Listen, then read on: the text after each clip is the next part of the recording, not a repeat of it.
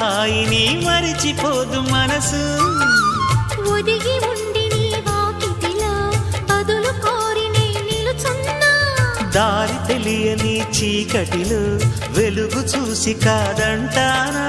ఊరించి ఇది ఏ మాసం?